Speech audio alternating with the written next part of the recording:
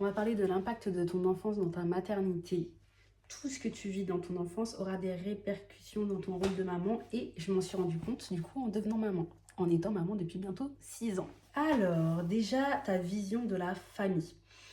Il y a notre enfance qui va modeler notre vision de la famille, forcément. On va faire référence à notre enfance quand on va visualiser la famille ou à l'inverse. Comme c'est mon cas, notre vision de la famille va complètement changer par rapport à l'enfance qu'on a eue.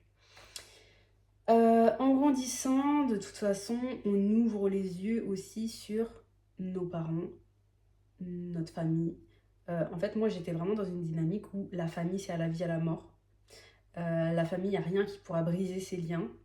Et maintenant que je suis maman, maintenant que j'ai fait un travail sur moi, je suis plus en mode, je décrypte les différents comportements que ma famille a pu avoir envers moi.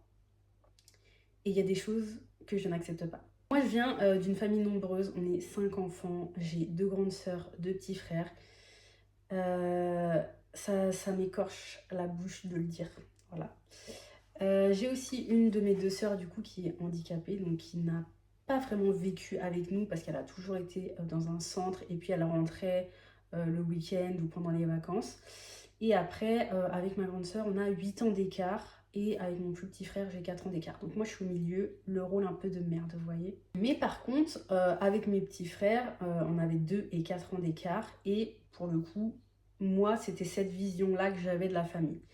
Enfant rapproché, pour pouvoir partager des moments, pour pouvoir être dans les mêmes étapes de vie en même temps, pour pouvoir s'épauler, pour pouvoir se conseiller, pour pouvoir avoir quelqu'un avec qui jouer. Donc moi, je voulais des enfants rapprochés, ça c'était sûr et certain, parce que c'est quelque chose que j'ai kiffé dans mon enfance. Et je me suis toujours dit, les enfants uniques, ça doit être très compliqué, parce que c'est pas du tout la même vie en fait, d'être enfant unique et d'avoir un frère ou une sœur, ou plusieurs frères et sœurs. C'est pas la même dynamique de famille. Et moi, je ne me voyais pas avoir un enfant unique, mais après, parfois, on n'a pas le choix. C'est pas nous qui décidons. Et parfois aussi, la réalité de la vie nous ramène à la réalité, hein, et nous rend très humbles par rapport au choix qu'on voulait. Donc moi, je voulais 3 enfants, et en ayant eu 2, je m'arrête là.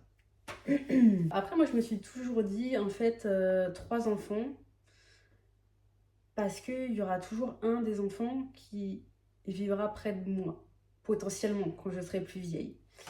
Et après, en réfléchissant cette pensée-là, parce que c'est très égoïste hein, de se dire que bah, plus tard mes enfants seront là pour moi, c'est pas ça que je veux, c'est que moi je veux être là pour eux. Et c'est là la nuance et c'est là le côté beau de la chose, c'est que je veux pas que eux soient là pour moi, mais moi je veux pouvoir être là pour eux. Et bah, je me disais, bah, plus t'as d'enfants, plus t'as de chances qu'il y en ait un qui vive proche de chez toi, parce que bah, on sait jamais, ton enfant se marie avec quelqu'un qui habite loin, donc il va aller habiter avec cette personne-là. Ton enfant part vivre à l'étranger, donc il est plus près de toi, pas quotidiennement, mais fréquemment. Et je me disais, 3 enfants, il y a plus de probabilité qu'il y en ait un qui habite près de chez moi. Mais après, je me dis, dans tous les cas, je pourrais me rendre mobile. Le but, c'est pas que mes enfants soient là pour moi, mais c'est plutôt l'inverse et je m'adapterai à eux.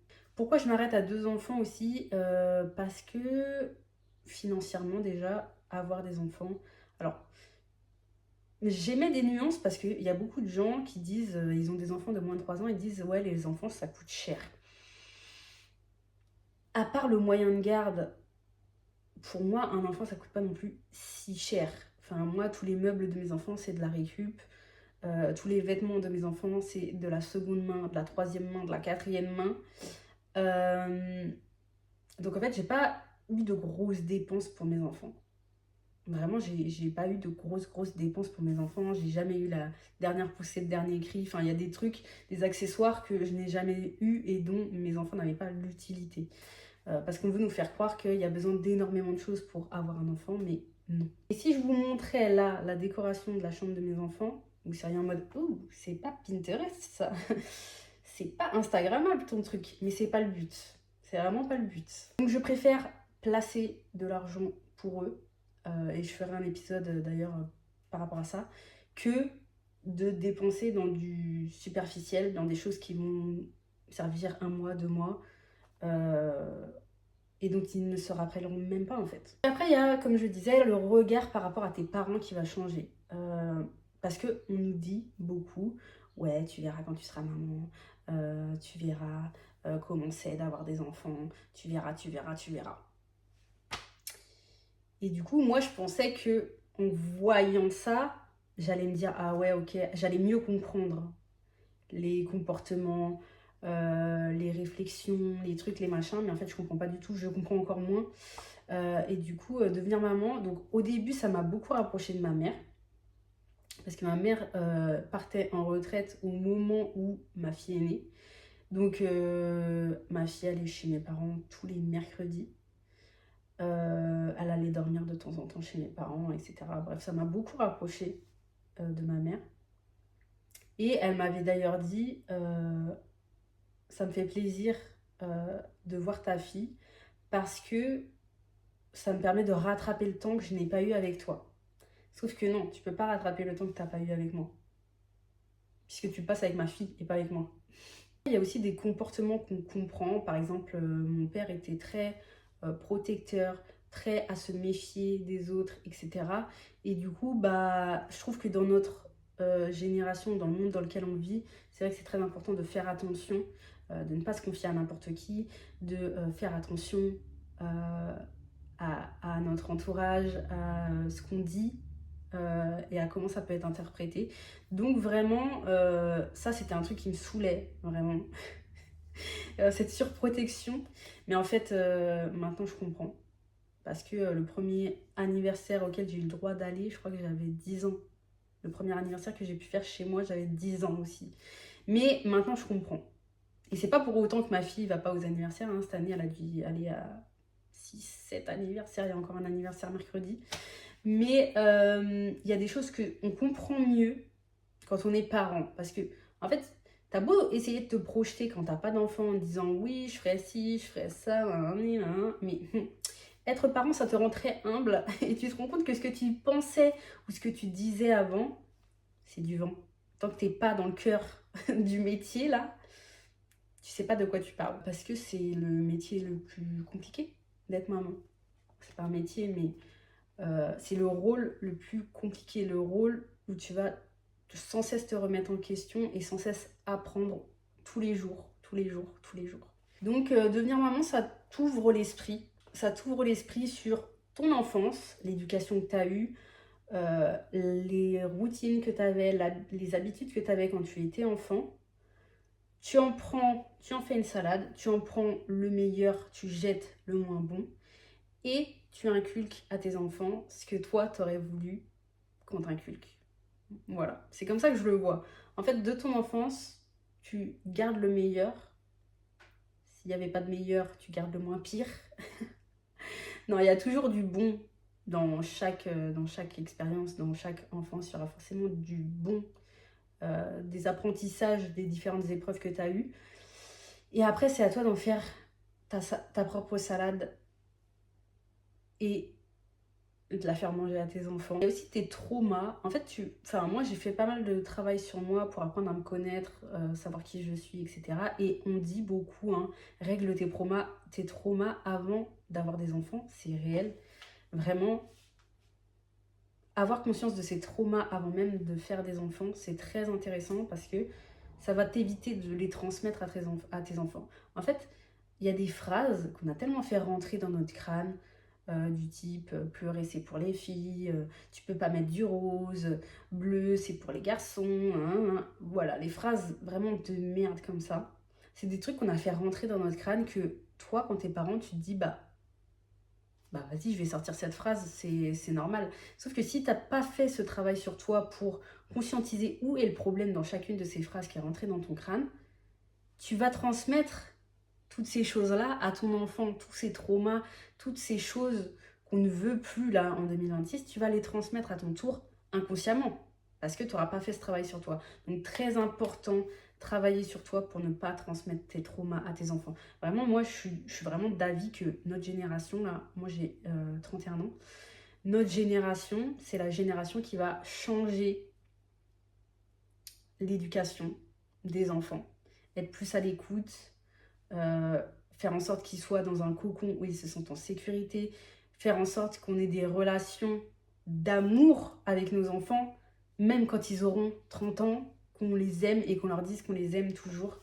Par contre, il y a des choses où je suis en mode éducation bienveillante, être à l'écoute de ton enfant et tout, ok, mais il faut quand même un cadre, il faut quand même une éducation, il faut quand même de la politesse, il faut quand même des choses de base. C'est pour ça que je dis qu'on ne peut pas tout jeter de l'éducation qu'on a eue. Il faut quand même des choses, il y a des choses qui doivent perdurer pour que ton enfant il puisse arriver dans un monde où il ne sera pas avec toi en permanence, où il va être dans des zones d'inconfort sans toi. C'est pour ça qu'on ne peut pas non plus trop chouchouter nos enfants, parce qu'on n'est pas toujours là dans leur vie. Rien que l'école, l'entrée à l'école, tu te rends compte que ça change aussi ton enfant et ça te change toi, parce que il est dans un univers où tu n'es plus là, où toi, sa zone de repère, sa personne de référence, voilà, c'est ça, on est les personnes de référence de nos enfants, t'es pas toujours là. Et je sais qu'il y a beaucoup de mamans qui veulent être avec leurs enfants H24 jusqu'à l'entrée à l'école. Et ça se comprend. Mais moi, je suis plus d'avis que ton enfant, même si tu veux le garder dans ton cocon, il devra voler de ses propres ailes à un moment donné. Et le but d'un parent, c'est de rendre son enfant autonome, pour qu'il ne dépende de personne. Moi, c'est vraiment l'objectif de ma vie, que mes enfants ne dépendent de personne et qu'ils se sentent en sécurité dans le cocon familial et qu'ils n'aient pas besoin d'aller chercher des choses qu'ils n'ont pas à la maison, à l'extérieur. Des relations, de l'amour, du temps, de l'attention. J'ai besoin qu'ils aient ça à la maison. Et c'est un travail de tous les jours. Donc voilà, après l'éducation, donc voilà, l'éducation que toi tu veux donner à ton enfant, et je trouve qu'il y a des choses qui sont primordiales, comme je le disais, la politesse. Vraiment la politesse. C'est la base. Et des fois je tombe sur des vidéos, je suis en mode mais comment ça la politesse c'est pas essentiel selon toi? C'est la base pour vivre en communauté. Ton enfant va être amené dans sa vie à vivre en communauté. Et moi j'ai pas envie que mon enfant il arrive au lycée dans une classe où il ne connaît personne à 18 ans et qu'il se sente complètement déstabilisé parce que il n'a pas ses points de repère, il n'a pas les codes sociaux. C'est la base, il y a des choses, c'est vraiment la base. Donc, et moi, c'est un truc qu'on me dit beaucoup. Tes enfants sont très polis, sont très agréables, mais c'est un travail de tous les jours. C'est un travail de tous les jours. Des heures, de la répétition, du temps, de l'implication, mais c'est super important, selon moi, de faire rentrer les codes sociaux dès le plus jeune âge auprès de tes enfants. Mais je disais tout à l'heure que voilà, tu vas te rapprocher ou tu vas t'éloigner de tes parents ou tu vas ouvrir les yeux sur certaines choses. C'est aussi qu'en tant que parent, tu arrives à te mettre du coup dans la peau de tes propres parents et à comprendre que parfois ils n'avaient pas vraiment le choix, qu'ils ont fait de leur mieux, surtout, faut pas oublier ça, qu'ils ont fait de leur mieux avec les moyens qu'ils avaient à l'instant T. C'est pas le mieux que toi tu considères, mais ils ont dealé avec ce qu'ils pouvaient à ce moment-là. Il faut aussi prendre en compte que la génération de nos parents, c'est pas notre génération actuelle. Avant, il y avait tout un village, moi c'était pas mon cas dans ma famille, mais dans beaucoup de familles, il y avait tout un village pour accueillir l'enfant. Donc beaucoup plus de temps seul, beaucoup plus de temps en couple, etc. Alors que maintenant, euh, c'est beaucoup plus compliqué de faire garder son enfant parce qu'il y a des grands-parents qui ne veulent pas garder leurs petits-enfants, mais aussi parce qu'il y a des parents qui ne veulent pas faire garder leurs enfants. Ça vient de l'enfance et de la relation que tu as avec tes proches, donc tes parents, frères et sœurs, etc. Mais je trouve qu'il y a quand même des choses chez mes parents que j'arrive à mieux comprendre maintenant.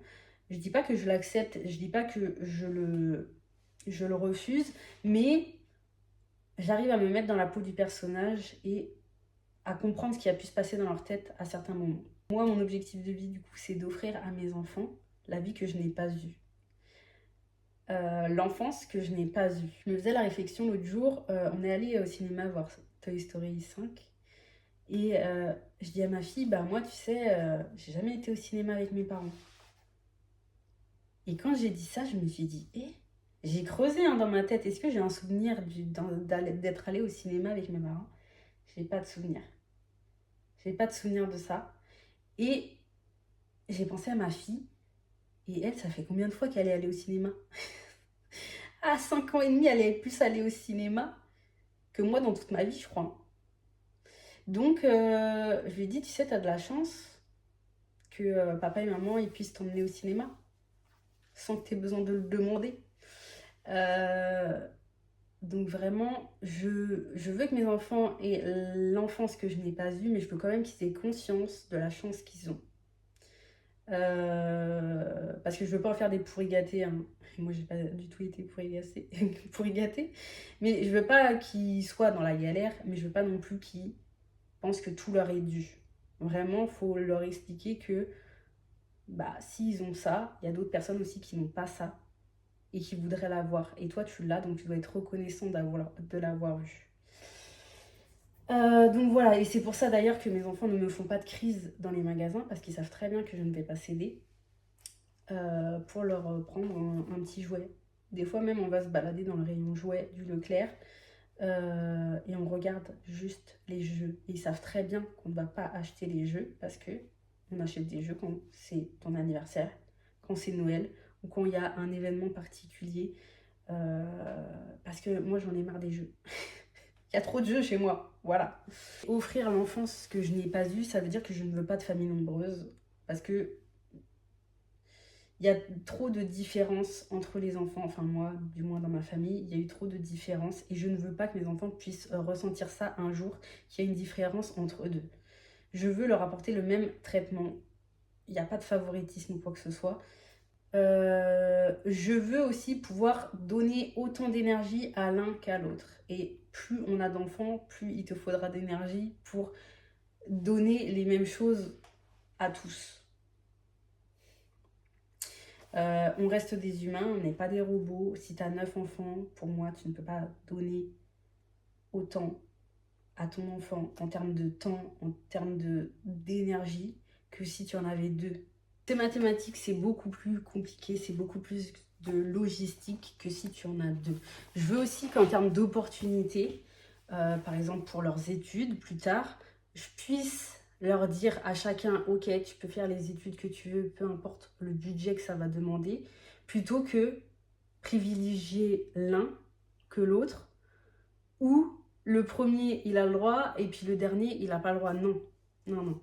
Je veux vraiment qu'ils aient tous les deux les mêmes opportunités, et financièrement, hein, plus tu as d'enfants et plus il te faut d'argent pour leur assurer un avenir. Donc je préfère maximiser mes chances d'être à la hauteur et de pouvoir leur construire un patrimoine dont ils pourront hériter plus tard. Donc voilà, je veux leur offrir du temps, des dialogues de qualité, de la confiance en soi, qu'ils s'aiment profondément eux-mêmes, qu'ils n'aient pas besoin des autres pour se sentir assez, qu'ils soient autonomes, comme je le disais tout à l'heure, c'est un point très important dans l'enfance, d'apprendre l'autonomie. Qu'ils ne soient pas timides, parce que moi ça m'a beaucoup gâché, pas mon enfance, mais plus mon adolescence, d'être vachement timide. Et en termes d'expérience aussi, des sorties, des activités, pouvoir leur offrir des choses que moi je n'ai pas pu vivre avec mes parents. Rien que partir en vacances. Rien que partir en vacances. Bon voilà, l'important dans tout ça, c'est de le conscientiser et de te rendre compte de toi, ce que tu veux offrir à tes enfants, ce que tu veux transmettre et ce que tu ne veux pas transmettre aussi. Il faut vraiment avoir conscience des deux pour trouver le match. Est-ce que tu as déjà fait toi ce travail sur toi et qu'est-ce que tu en as tiré? N'hésite pas à me le dire dans les commentaires. Abonne-toi et je vous fais des bisous.